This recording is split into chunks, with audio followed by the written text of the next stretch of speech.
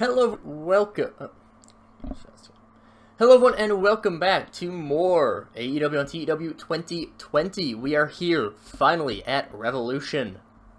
We start off with some pre-show stuff, just to get people on the card so they don't get angry. Lots of people off their game.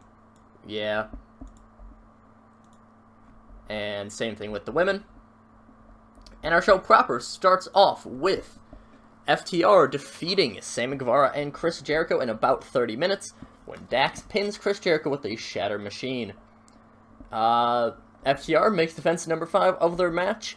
Very even performances by everyone. Jericho, I think he probably would have been a little bit higher if he didn't bruise his kidney in the go-home show, but hey, still fine. Sammy with a 7... Sammy outscoring FTR is really surprising, but I am happy with this match. It's a very good match. Darby Allin and the Hardy Brothers then defeat Shawn Spears and Midnight Dynamite when Darby Allin pins Fred Yehi with a coffin drop. 51 for Fred Yehi? That's really surprising. Like, actually, I'm so far very happy with the performances. I thought this was going to be the weakest one on the card. It probably it still might be. But also, like, the lowest being a 42, that's still good.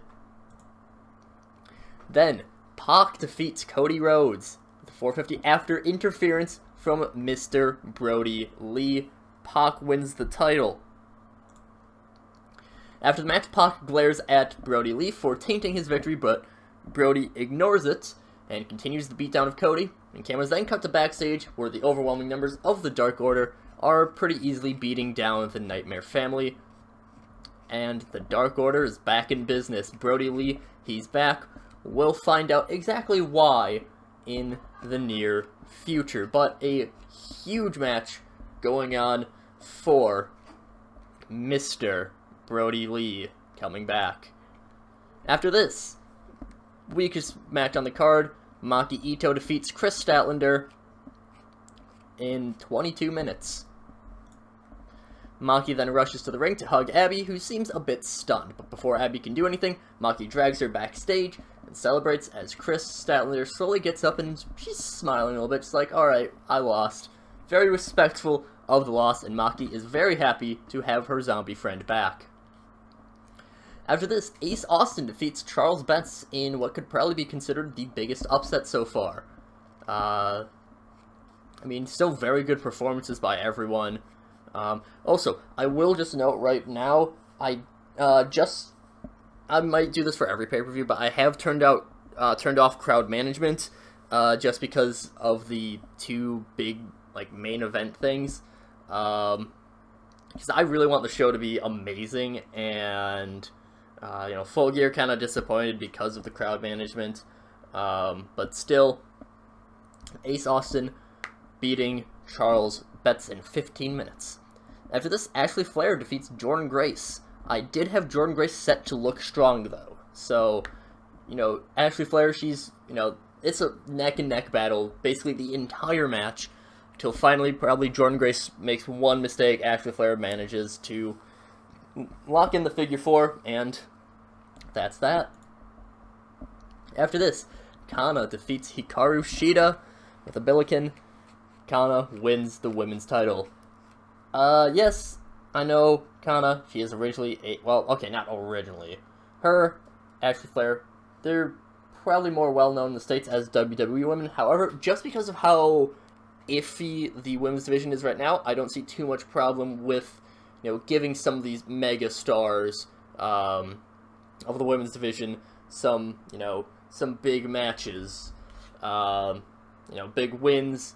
So I feel like it's probably not too hard to guess that Ashley Flair is probably going to be going for the title against Kana pretty soon. The matchup we've seen a million times, but still, very good show so far. After this, Kota Ibushi defeats Kenny Omega in a 1-hour Iron Man match. 3 falls to 1. So, this match, probably the biggest match, probably the most impactful match that I have. I meant to write down some spots for some of these matches, but I kind of forgot, if I'm honest. I was just so excited to book Revolution that I forgot to write down some of the spots, but I do have a few of them in mind. So, imagine probably Kenny gets that first fall. Probably like a V trigger or something. Kota kind of just, he kicks out at 3.1, essentially. Technically, he does lose that first fall. And Kenny, he is looking very strong, probably for the first, 20 minutes, even. There's a lot of technical wrestling. Probably that first fall doesn't come until minute 25, or so. Around that range. The first 20 minutes, lots of good technical wrestling. They're keeping it slow. They know that they're going to be out there for an hour. So, all of that stuff. And, it's already been a fall, probably 32 minutes in. Kenny manages to hit a one-winged angel that no one has kicked out of yet, except for Kota, who kicks out before 1. Huge pop, because, Kota Ibushi kicked out from the move that no one has kicked out of before a 1 count, 32 minutes in. Kenny's stunned, Kota's stunned, he's still exhausted. This is pure reflex. He's not even going to let Kenny get to think that he's gonna get another pinfall over Kota. And that's when Kota flicks the switch. It's, halfway through the match, Kota finally goes out. First fall, he probably gets with the Phoenix Splash. I don't know about the second one, but I'm imagining, we're 59 minutes in. It is a 2-1. Kenny is, he's going for it. He's trying to match Kota blow for blow. But Kota manages to get an advantage and 3 Kamigoyes in a row. And that's the old, probably earlier, probably the second fall, not by a Kamigoye.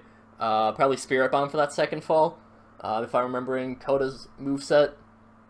But, probably throughout the entire match, he's trying to get a pinfall with the Kamigoye. Kenny's trying to get a pinfall with a V-trigger. None are successful. Probably at one point, Kota manages to hit 2 in a row. 2 Kamigoyes in a row. Kenny still kicks out at 2.9. And then 59 minutes in, Kota, he's, very sad about this, but 3 Kamigoyes in a row. Bang, bang, bang. Final pinfall. And Kenny doesn't manage to get up.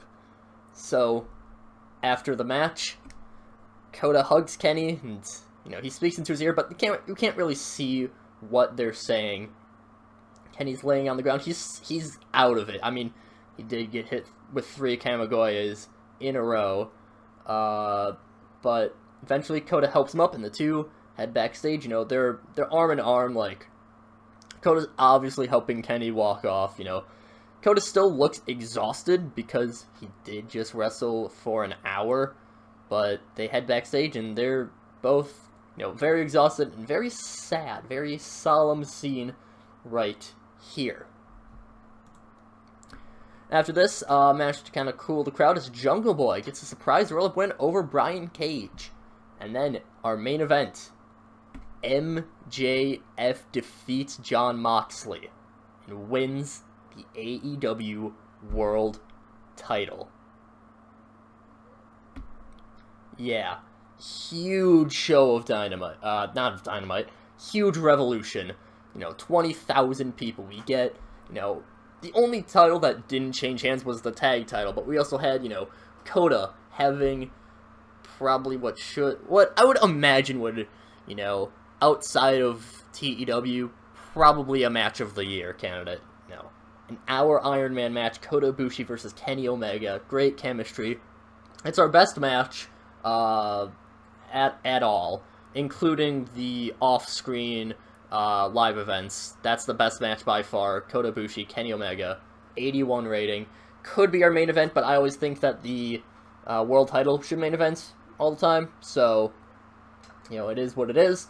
But this ends kind of a season of AEW, and, well, we'll see how things... Well, okay, we still have a bunch of storylines that, didn't have a match here, but we'll see how things progress as we get to the next videos, which starts our road to Double or Nothing.